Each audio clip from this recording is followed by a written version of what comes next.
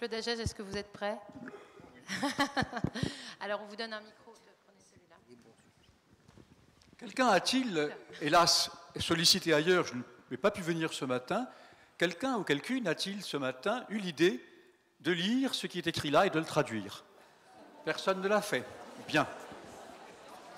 Celles et ceux d'entre vous qui sont assis et qui par conséquent tournent le dos à l'inscription latine pourraient croire que nous sommes encore sous la monarchie, car la bienveillance du souverain hâte les progrès et récompense le zèle de tous les malheureux qui sont morts ou qui sont en train de mourir pour la défense de la patrie.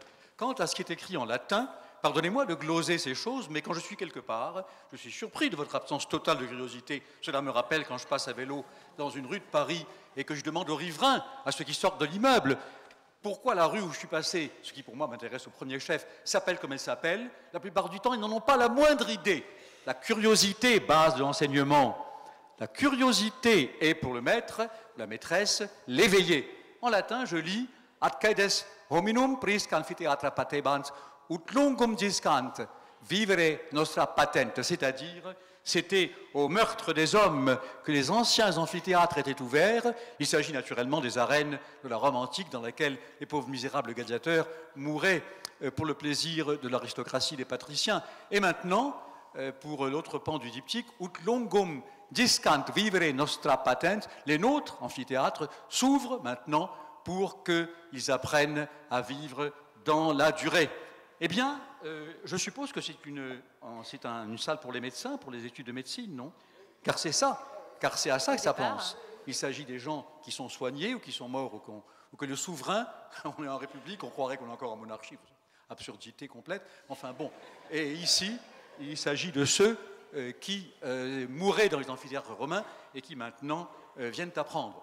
Bon, par conséquent, comme je n'ai rien préparé d'ailleurs, je peux vous dire pourquoi. Cette chère Louise, elle m'a envoyé ça. Ah non, c'est pas moi. C'est pas elle, enfin bon, peu importe, on ne va pas discuter là-dessus. Ce que je vois, je suis très émerveillé de voir que ce cher Alain a préparé quelque chose qu'il a réussi à peu près à articuler, mais ce que moi je n'ai pas pu préparer, c'est pour deux raisons. D'abord, j'ai pas le temps, je suis hyper sollicité partout dans le monde entier.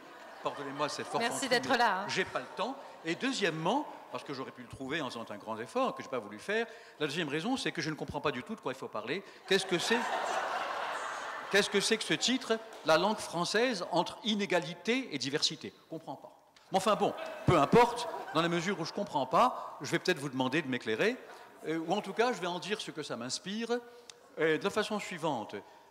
C'est que il y a une très grande diversité, mais pas seulement du français. Ce titre pourrait s'appliquer à n'importe quelle autre langue, et singulièrement aux langues que l'on dit, entre gros guillemets, de culture, c'est-à-dire à celles qui ont une vieille tradition écrite.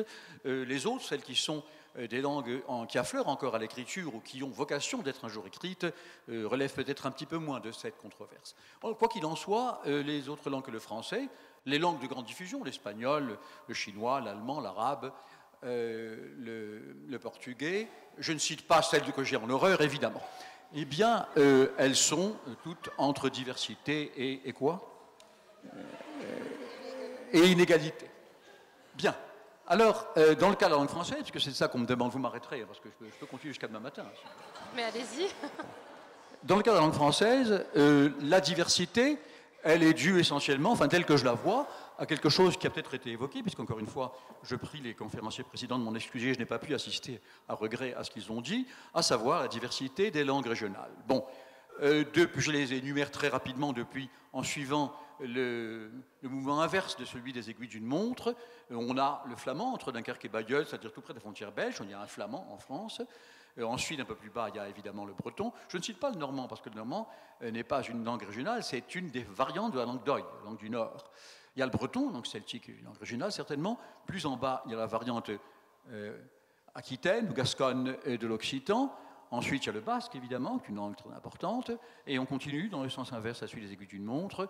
Je remonte à l'autre variante de l'occitan, c'est-à-dire la variante languedocienne, puis provençale.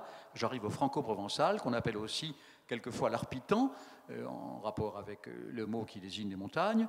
Et ensuite, un peu plus au nord, on a l'alsacien, sous ses différentes variantes. Le lorrain, souvent confondu, qui est évidemment germanique, comme l'alsacien, et avec probablement une compréhension entre les locuteurs, mais qui n'est pas l'alsacien, souvent confondu avec lui, qui est la langue de Thionville, Metz, Sarreguemines, c'est-à-dire une langue dont certains disent qu'elle est la première langue de la monarchie, à supposer que Clovis soit, c'est un problème d'histoire, je ne suis pas historien, bien que l'histoire m'intéresse beaucoup, le premier roi de ce qui devait devenir la France, et qui naturellement était loin de l'être à l'époque, la langue qu'il parlait, c'était la langue des Francs, c'est-à-dire celle dont le lorrain, différent de l'alsacien, était la langue principale. Bon, et donc voilà les langues régionales. Il y a le corse, il y a évidemment encore d'autres langues, j'énumère celles qui me viennent à l'esprit, mais encore une fois, à regret, veuillez m'en absoudre, je n'ai rien préparé.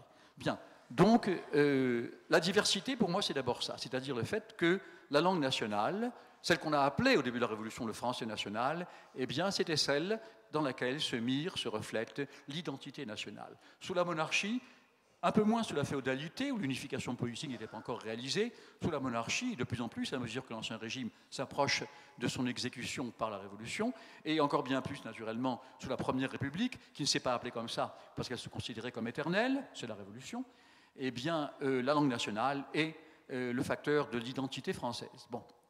Résultat, quand la Convention montagnarde délègue l'abbé Grégoire pour étudier l'état des langues de France, l'abbé Grégoire, soit dit par parenthèse, était un prêtre. Il avait voté, naturellement, il avait accepté la constitution civile du clergé en 1692, mais c'était, paradoxalement, il a traversé la terreur et les moments de la plus grande tension sans jamais être inquiété le moins du monde. Les conventionnels l'adoraient, le respectaient. Pourquoi? Parce que c'était le plus radical des révolutionnaires. C'était un très grand révolutionnaire. Bien qu'il portât soutane, il s'en fichait apparemment, il n'y voyait pas de contradiction. Il revient de sa tournée dans les provinces en prononçant ces phrases célèbres, que je cite très mal parce que je n'ai pas son admirable style classique de la fin du XVIIIe siècle.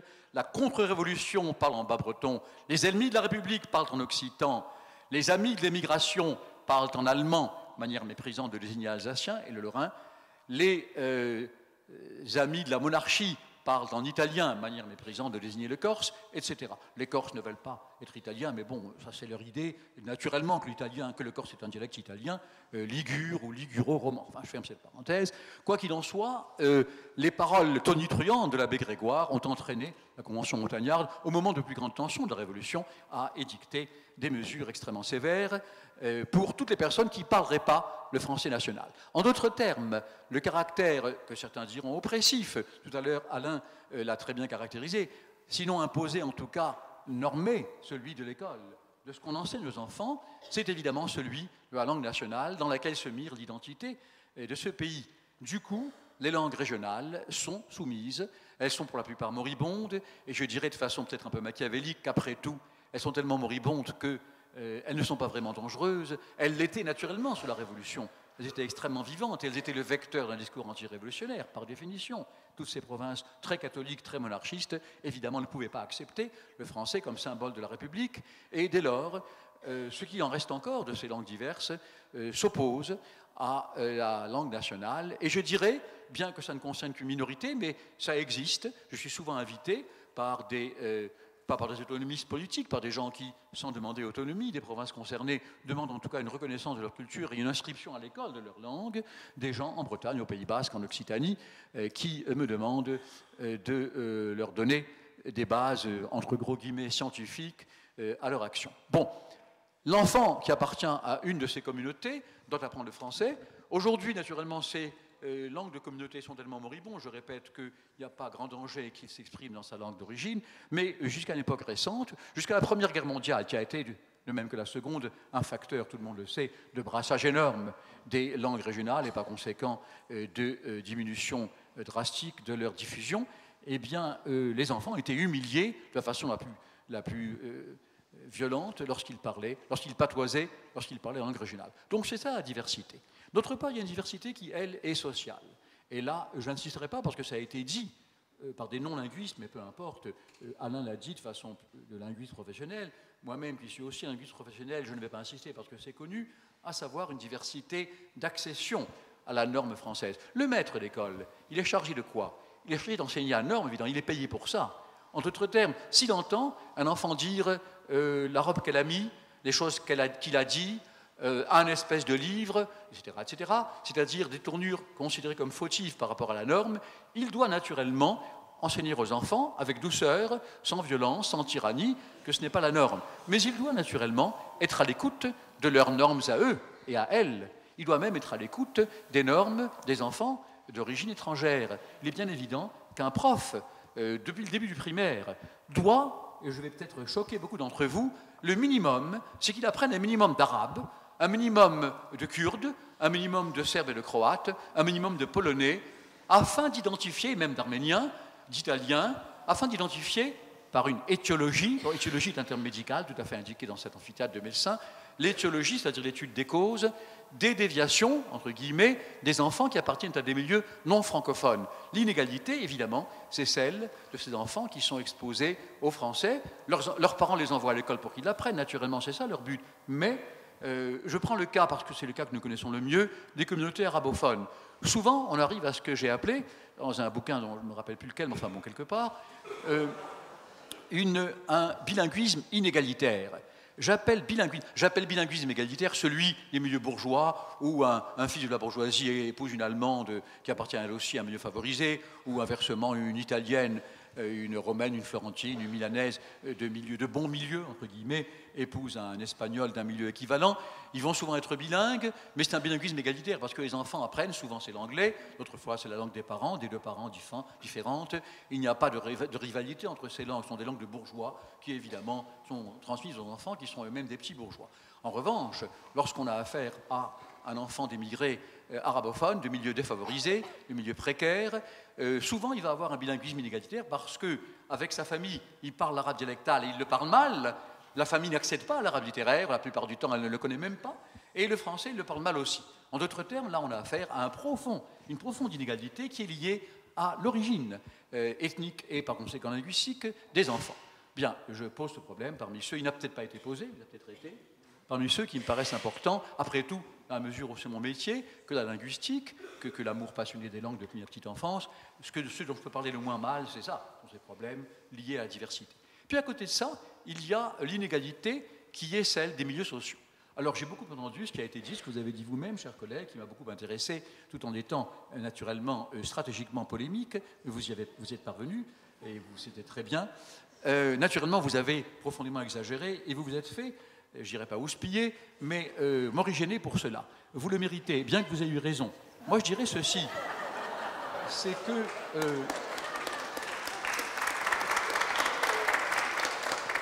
sur quel point avez-vous raison?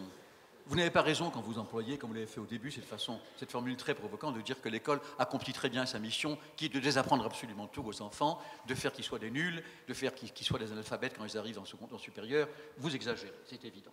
En revanche, ce que vous avez raison de dire, c'est qu'il y a de profondes inégalités.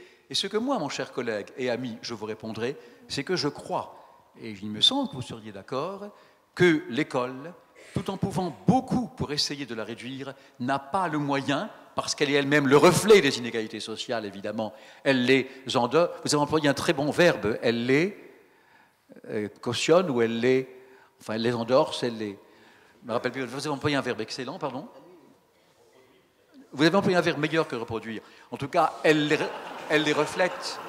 Et dès lors, elle n'a pas le pouvoir de les réduire. En revanche... Pardon ? Exalte. Non, parce que je crois que ce ne serait pas vrai du tout. Elles n'exaltent pas.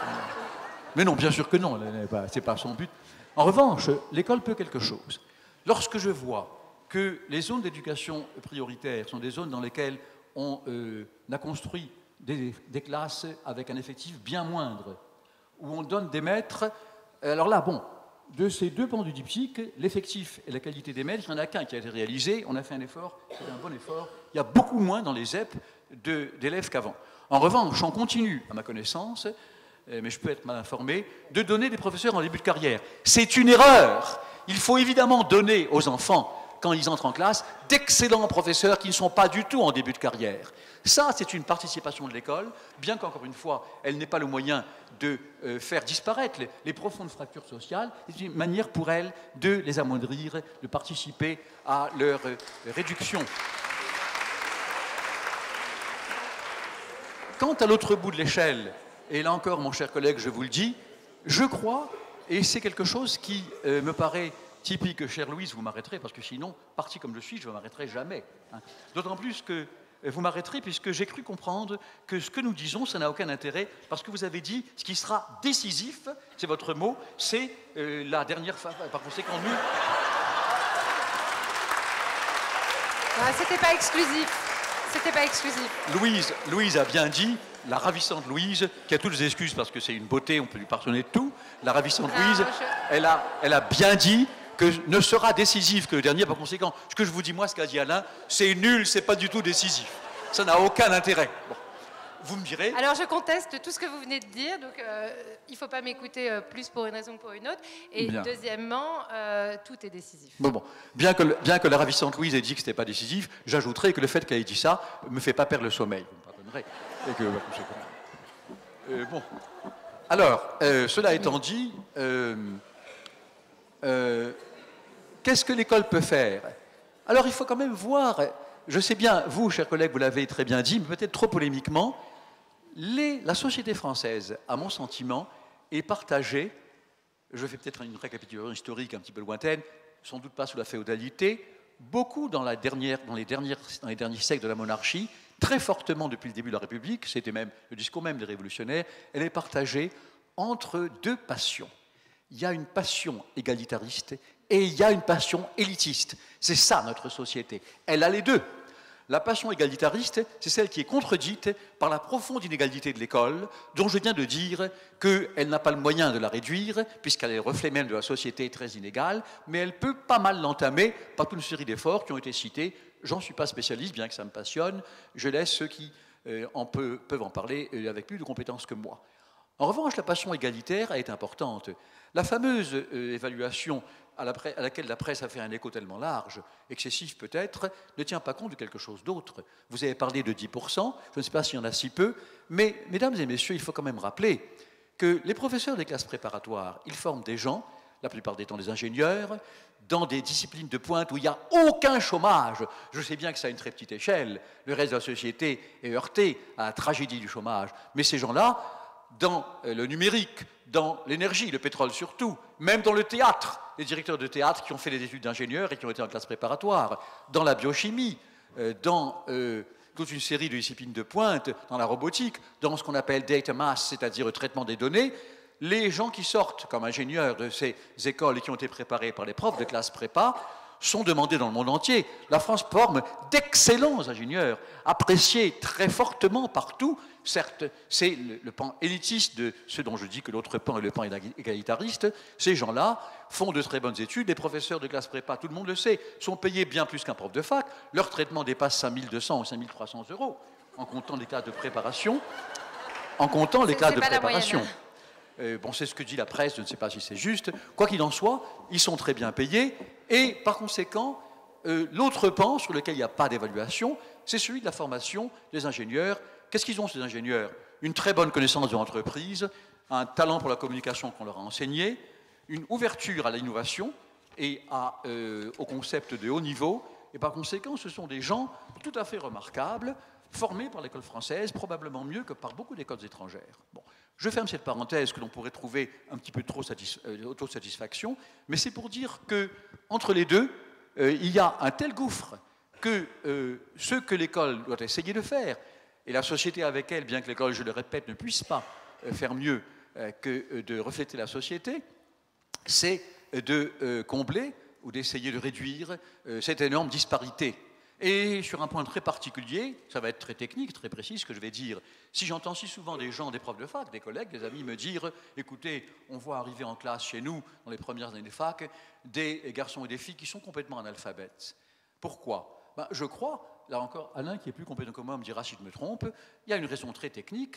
Il s'agit de la génération qui n'a pas appris à lire alphabétiquement et syllabiquement et qui a appris la fameuse méthode globale, qui est une méthode qui détruit complètement l'éducation, je m'excuse de le dire de façon si radicale, c'est pas avec la méthode globale intuitive qu'on va apprendre aux enfants à lire.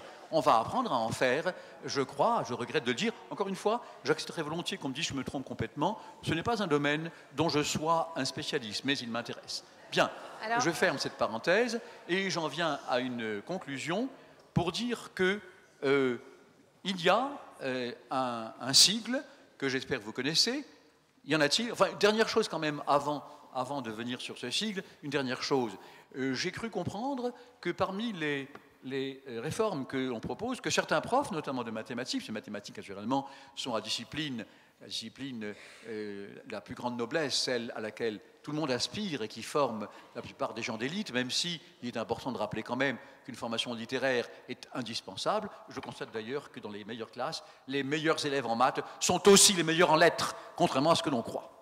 Je ferme cette parenthèse, mais quoi qu'il en soit, il y a une clause qui me paraît tout à fait idiote, c'est j'ai lu ça quelque part, on veut permettre aux filles d'avoir un accès meilleur aux sciences, et notamment aux maths, mais aussi aux sciences de la nature, parce qu'elles y ont un moins grand accès.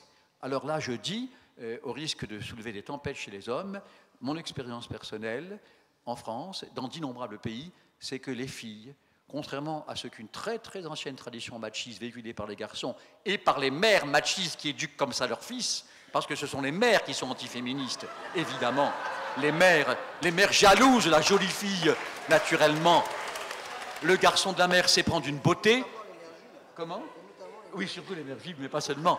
Le fils sait prendre une beauté, il est fou d'amour parce que la fille, elle est ravissante. La mère, naturellement, qu'elle est machiste parce qu'il ne plaît pas du tout. Enfin, ferme ma parenthèse. Mais quoi qu'il en soit, ce que je constate partout, eh bien, c'est que les filles ne sont pas seulement, comme les garçons le répandent, des filles qui prennent mieux les gens qui prennent mieux les notes, plus travailleuses, etc. Elles sont aussi plus intelligentes que les garçons. Oui, je le constate partout. Et j'irai même plus loin, je dirais, en allant plus loin, les filles, et les femmes qu'elles vont devenir, sont plus intelligentes que les garçons. Et j'ai une explication de quelque chose que nous connaissons bien.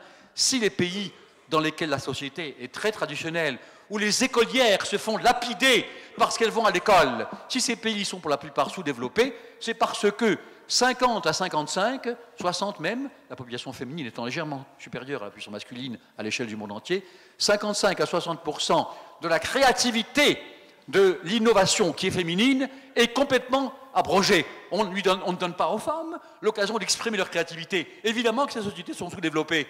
Elles marchent sur uniquement la créativité des hommes. Bon, fermons cette parenthèse. Dernière, je ne dis pas ça pour me concilier les suffrages des femmes. Pas du tout. Sauf pas du tout. Sauf les plus jolies, évidemment, que je serais très heureux de rencontrer. Mon Dieu. Mais quoi qu'il en soit, je termine par une dernière chose. Tout à l'heure, j'ai, d'une façon un peu polémique, veuillez m'en absoudre, en donnant lecture de ce qui est écrit en français devant vos yeux et ce qui est écrit devant les nôtres ici en latin, que j'ai traduit, j'ai donc donné j'ai fait une petite provocation sur le manque de curiosité, l'absence de désir d'apprendre. J'espère que vous êtes curieux, et bien que nous soyons complètement tyrannisés par l'insupportable terrorisme des sigles, je vous propose un sigle que j'espère que vous connaissez. Connaissez-vous le sigle OIF? OIF, connaissez-vous ce sigle? Honte à vous qui ne le connaissez pas. Honte à vous. Ce sigle, je le développe, c'est Organisation internationale de la francophonie.